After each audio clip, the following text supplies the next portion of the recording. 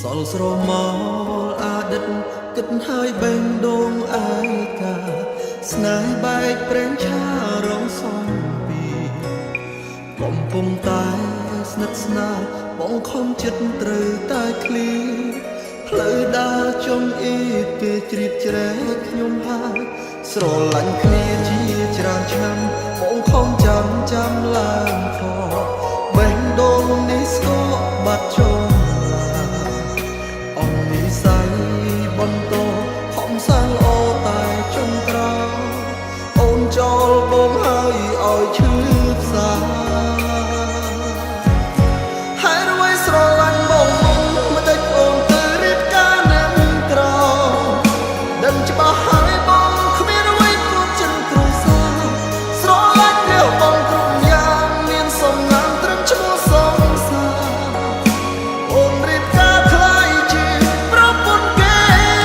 បងយល់ហើយសងសាអើយមិនអីឡើយបងប្រឹងកាត់ចិត្តមនុស្សអាទិត្យម្នាក់នេះវាមិនអីទេកុំមកតកាទៀមតងខ្លាចគេប្រចាំនឹងមានមេអនុសាសនាអូនក៏ចោលទៅកុំទុកអី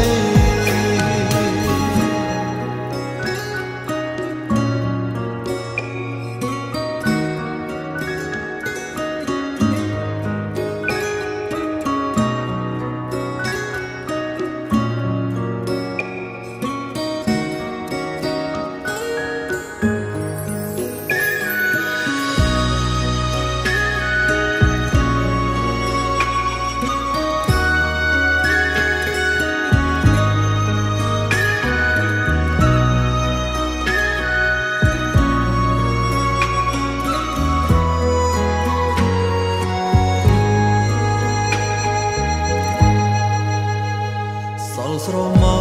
លអតីតគិតហើយបេងដូងឯកាស្នេហ៍បែកប្រេងឆារងសំពីកំពុងតែស្និទ្ធស្នាលបងខំចិត្តត្រូវតែឃ្លីផ្លូវដើរចុងអ៊ីគេជ្រៀតជ្រែកខ្ញុំហើយស្រឡាញ់គ្នាជាច្រើនឆ្នាំបងខំចាំឡើងខបេះដូងនេះស្គរបាត់ចុងអង្គនិស័យបន្តខំសាងល្អតែចុងក្រោយអូនចោលបងហើយឲ្យឈឺផ្សា